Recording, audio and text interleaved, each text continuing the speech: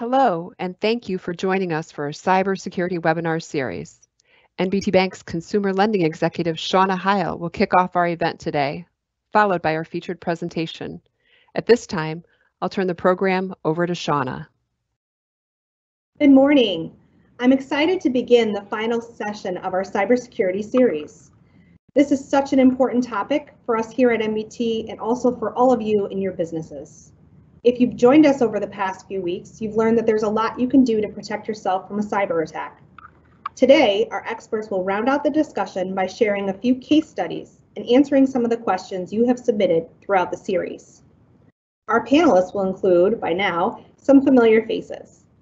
Director of Information Security, Terra Carnrike-Granata, leads our company's information security, cybersecurity, fraud, third-party risk, and business continuity programs, providing strategic and operational support to address the complex threat and regulatory environments of financial services.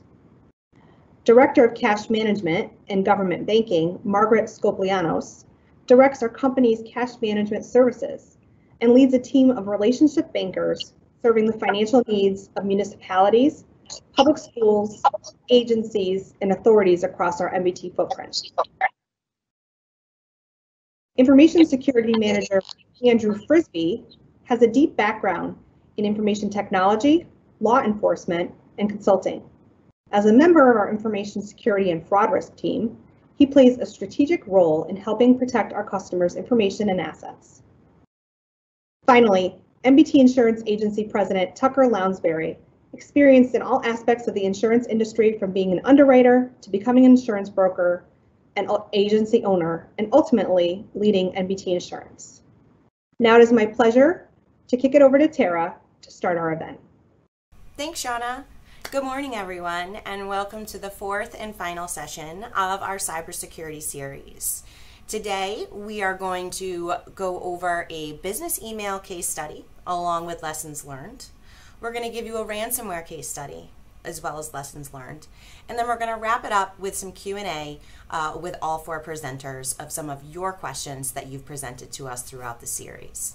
So let's get right into it. Let's talk about business email compromise. We've talked about this through each of the series, and business email compromise is probably one of the most serious issues that we're seeing affect our business customers today. So today we're going to talk about not necessarily an email compromise within your system, but an email compromise system with one of a vendor. So a vendor that you deal with or a vendor that another company deals with. And this is how serious that it can happen. So let's get right into it. So how do they gain access? They gain access into the vendor's Office 365 email account. This will either happen through a phish or potentially through all of those compromised credentials that we talked about that are out there on the dark web. The attacker is then going to hide its origin by routing through a New Jersey-based VPN. Not necessarily New Jersey, but anywhere, right? It's hiding through a VPN service. All of this is undetected by the vendor at this point. Then once that attacker gets into the email box, it creates inbox rules that's going to divert mail to go into a different folder. Unbeknownst to that individual, they do not know that that account has been taken over. The finance person, the executives, as well as the global admin of the 365 account, still undetected. And let's talk about that dwell time.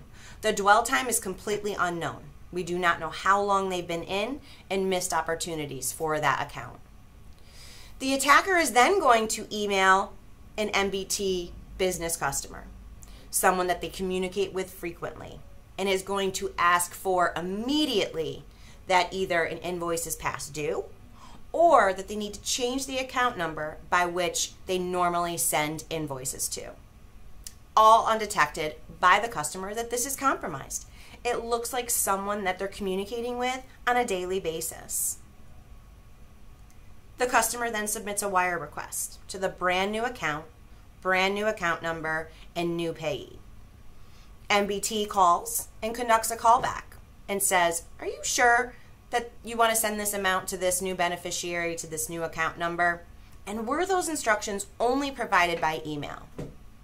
Once that question is yes, the customer is contacted by NBT just to verify that in fact those instructions were coming from a legitimate email. The MBT fraud and cash management team could engage, and they discussed with the customer that this was a business email compromise. In this situation, the customer contacts their vendor and says, listen, your account has been compromised and there are instructions going out for wires to go to a different account.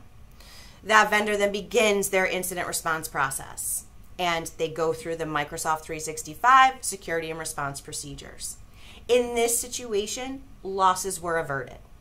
It could be a different outcome for others, and we have seen money go out the door, and that's when it becomes very, very difficult to recover those funds. So now let's talk about the lessons learned. What can be learned from this case study?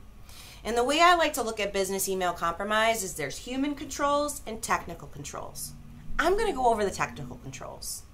So let's think about it here. Let's go back to the beginning. That attacker gained access to that 365 account. Having multi-factor on their Office 365 tenant would have alerted someone that someone was trying to gain access into that account. They didn't have Office 365 logging enabled, so they were unable to see who was attempting to gain access in, when, and where.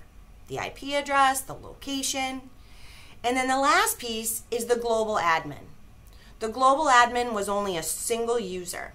Sometimes it's better to have at least 2 sets of global admins, so this way if that one global admin account got compromised, the other one would not be.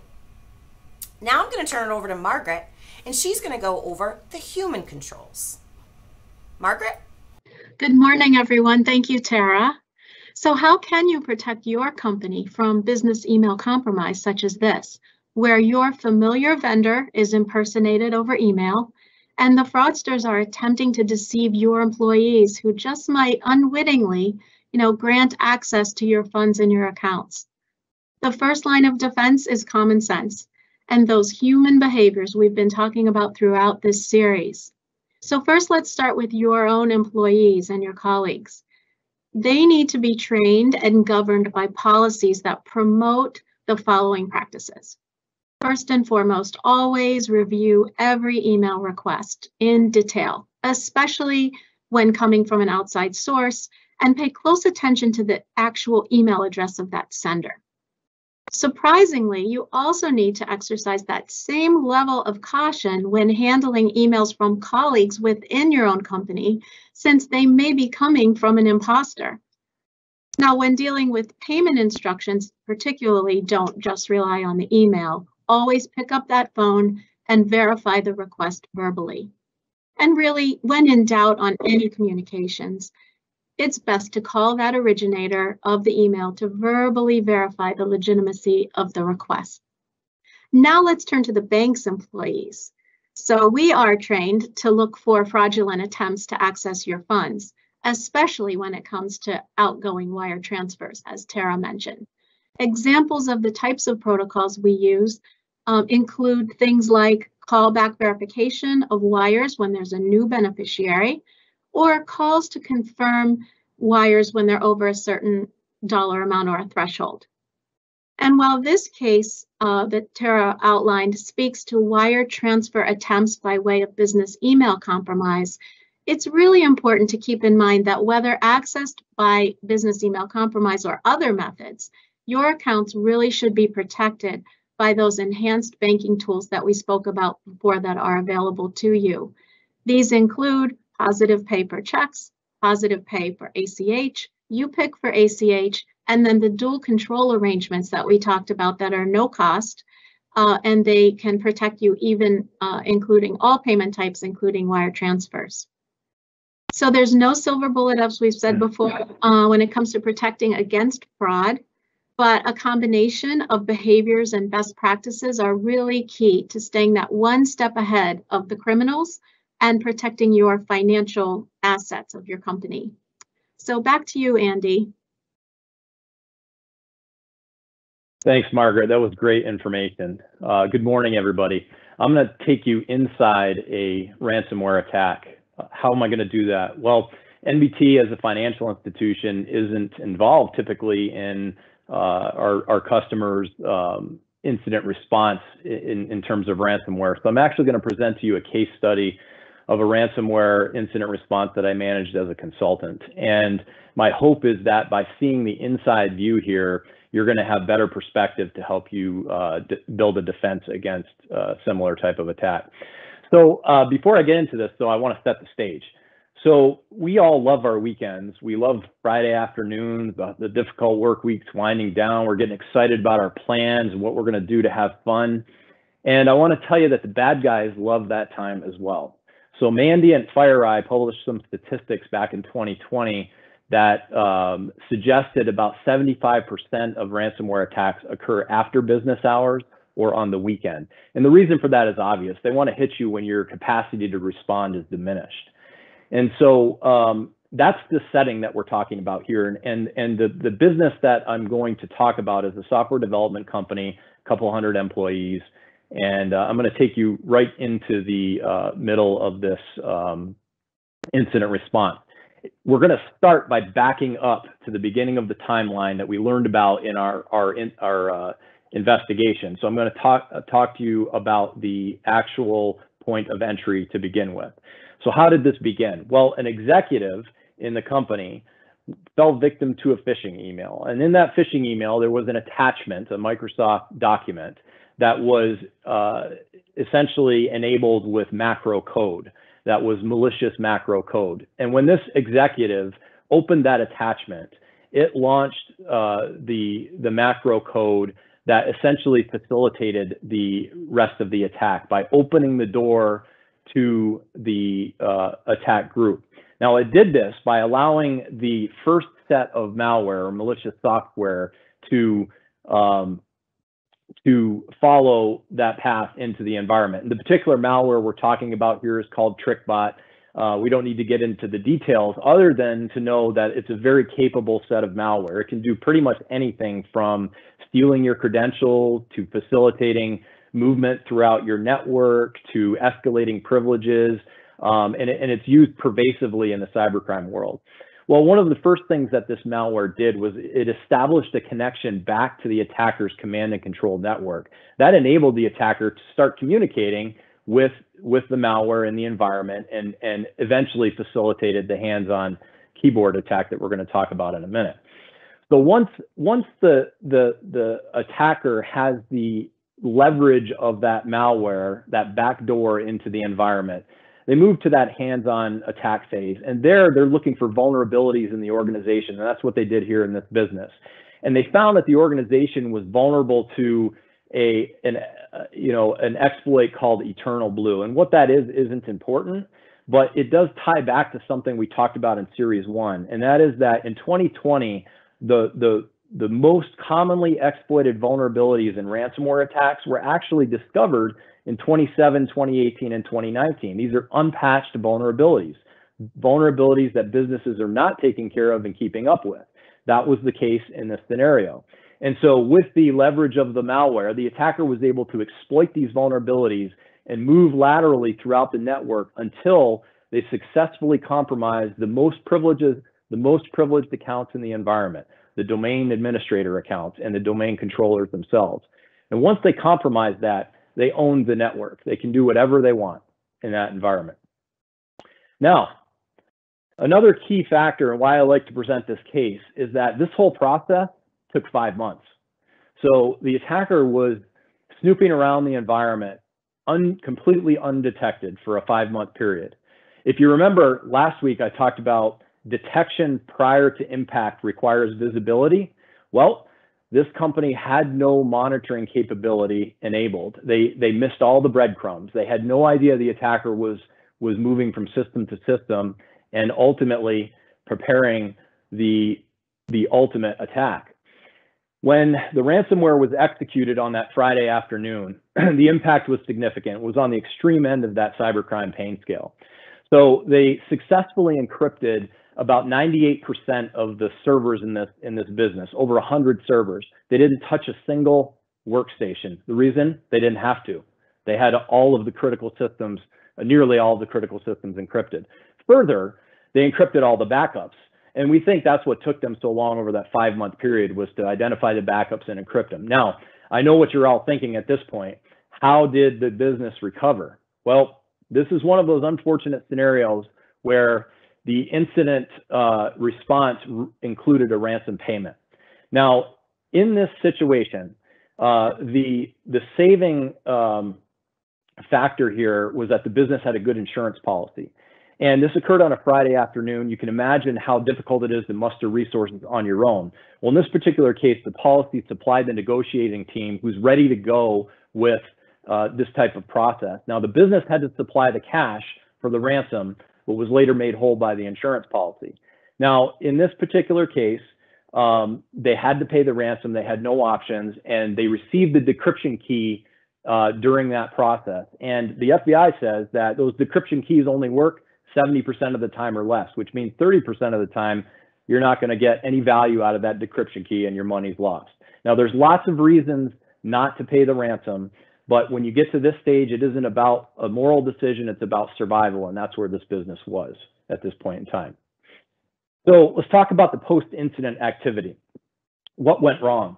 Well, pretty much everything went wrong in terms of setting the stage for this attack. There was very poor network design. The IT staff was lean and overworked. They were very technical in terms of their abilities, but didn't have a focus on security, and many, many, many more things, but especially lacking the controls and the visibility to detect this attack. Now, there was many more out-of-pocket costs associated with the incident response, but the insurance policy enabled that to occur, meaning they essentially funded our incident response team and many of the improvements that occurred after, all the way through the testing and validation phase. So what did this cost the business? Well, just the incident response cost $1.4 million roughly. That ransom was negotiated down to just under $1 million in Bitcoin. And the expertise that was required to do the detection, analysis, containment, eradication, and recovery portion of this ran about another $400,000. And of course, there's all kinds of ancillary costs that come along with that. Now I'm going to turn it over to Tucker, and he's going to give you a little more detail on how insurance plays a critical role in ransomware response. Great, thanks, Andy, and good morning, all. You know, clearly the ransomware example you just saw, which Andy laid out a lot of detail, it's the scariest situation that happens to a company. And I don't know what's scarier, the fact that you get locked down, or the fact that you think about you've got these criminals in your system for 5 months doing whatever they want. You know, both of them are disturbing.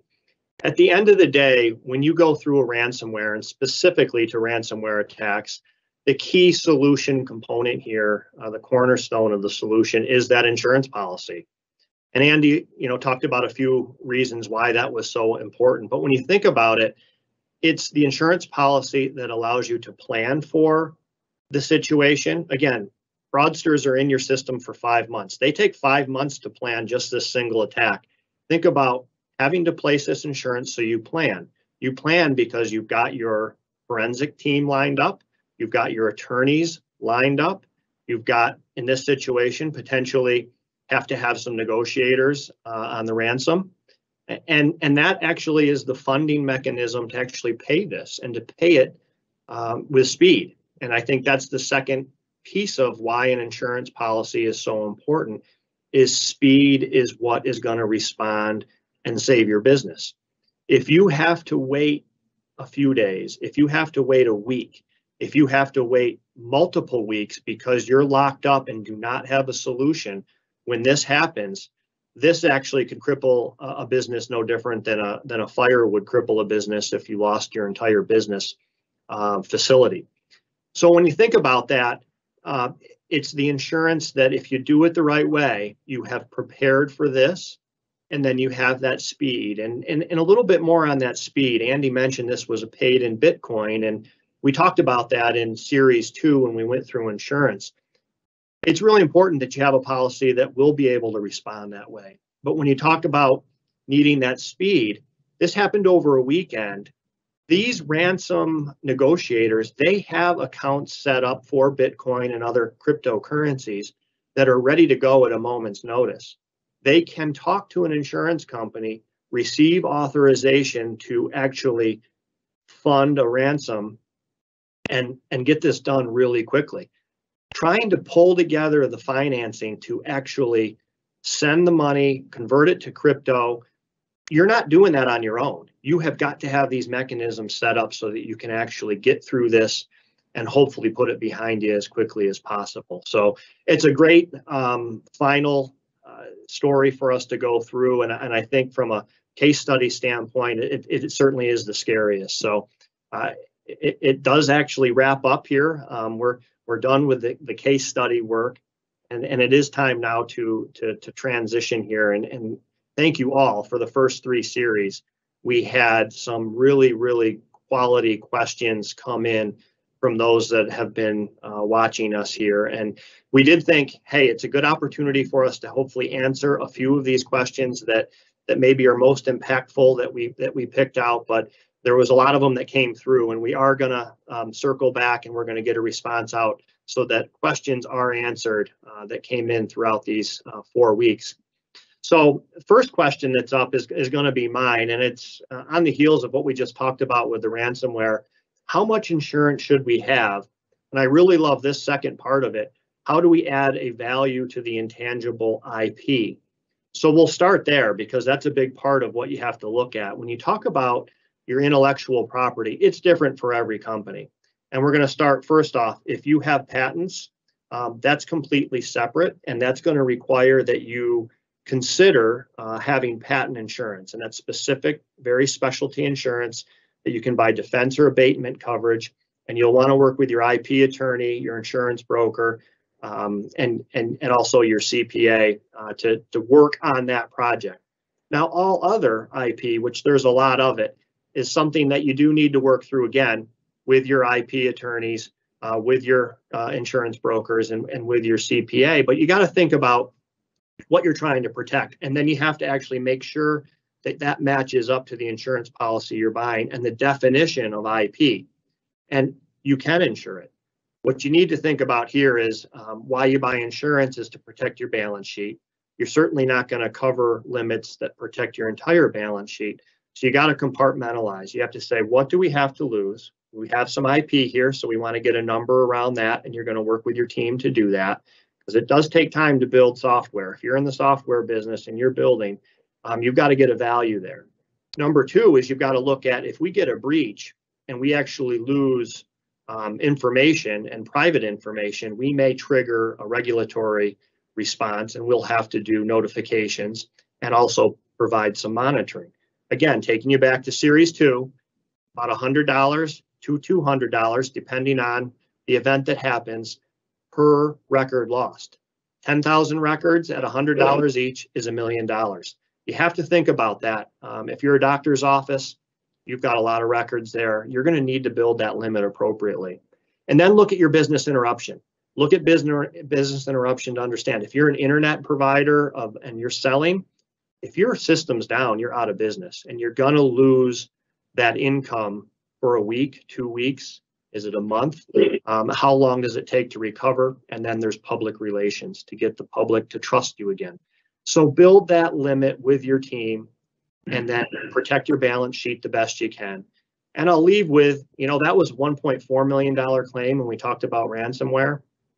It could be a lot higher. So when you look at levels of $1 million for a base policy, most small businesses are going to need at least that. And then you could look at, multinational companies, large financial institutions. I've worked on towers up to 100 million and beyond. It all depends on your business. So work with your team, set the right limit, and you'll get it right, and you'll at least move forward with confidence. So now I'm going to turn it back to Andy so that he can take another question. Hey, thanks, Tucker. So the question I'm going to answer today is, how can we be sure we are cyber safe without spending tons of money on security software, et cetera? I love this question because it really tells me that the business who submitted this question really needs to reframe their thinking in terms of risk. So if you're thinking about cybersecurity in terms of the cost of the controls first, you have that backwards. So there is a general rule of thumb that you don't want to spend more on the control or the countermeasure to mitigate the risk than the actual risk is going to cost you, okay? So you always start thinking about cybersecurity in terms of a risk assessment or a risk analysis. And once you arrive at the results there and you really understand what the unique risk is to your business, then you can start making decisions on how much it's worth to mitigate that risk to you. Now, I'm going to borrow some language from the SHIELD Act here. You should develop a cybersecurity program that's appropriate for the size and the complexity of your business, right? And that does ring true. A small business of 5 to 10 people with that doesn't store data on any of their endpoints probably has less risk associated with their information systems than maybe a complex manufacturing business that runs software or something else. So you really got to start on the risk end of things. And then I promise you, by the time you get to the end of that risk analysis, the cost will be a consideration, and it always should be, but it won't be the front runner. So you just keep that in mind. Risk first, cost second. I'm going to hand it off to Margaret now for the next question. Thanks, Andy. As you can see here, my question comes from a customer that, like many companies, migrated away from that best practice on-site dedicated PC environment because of the pandemic and is now operating in a COVID work from home paradigm. So now they have multiple employees accessing the company's server remotely and using, multiple devices, although they are company issued devices. So the customer's wondering about the value of adopting MFA and what other new risks are introduced given this new situation. So as we said in Series 2, a dedicated device is a best practice because it helps ensure that the equipment is operating as a more controlled, in a more controlled environment and is less susceptible to that risk of malware, which could lead to things like the keyloggers and ultimately account takeover. But here at NBT, we have MFA in place as a safeguard. And of course, this is unrelated to COVID. So MFA is enabled in 2 ways.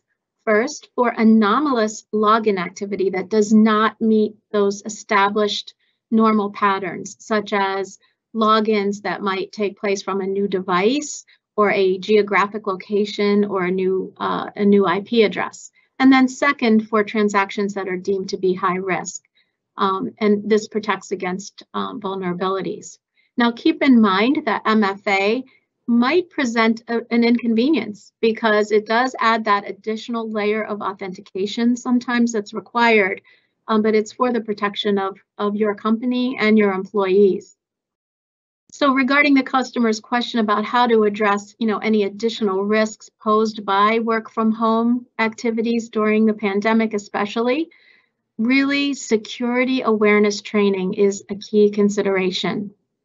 Terra will address this more in a moment, but in short, it's really all about training employees to be safe regarding the way they behave online. What does this mean? Could they, be trained on good, safe browsing habits? Can they operate with a disciplined approach to evaluating which websites are safe to visit, which files can be safely downloaded, which links can be clicked safely, etc. So a well-trained workforce reduces that risk of introducing credential stealing malware. And this is even more important in this case, since the customer is asking, that customer has multiple computers now accessing their online banking versus the previous arrangement with just that one dedicated PC in the office. And we all know that the higher the number of computers that are accessing online banking, the greater the potential attack surfaces.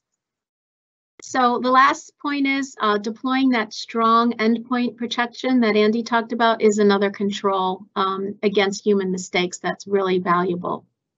So that finishes my comments on this question. Thanks to you for joining us all these series, and Terra, the floor is yours. Thanks, Margaret. So the last question of the day is how to best train and guide your employees to be wary of inappropriate and fraudulent messages. And I like this question because, to me, education and awareness is one of the key staples to understanding and being able to respond to cybersecurity threats. Delivering this series to you is one of the ways to assist you. And I like to say that all breaches have one commonality. Educating people can reduce the rate of successful attacks.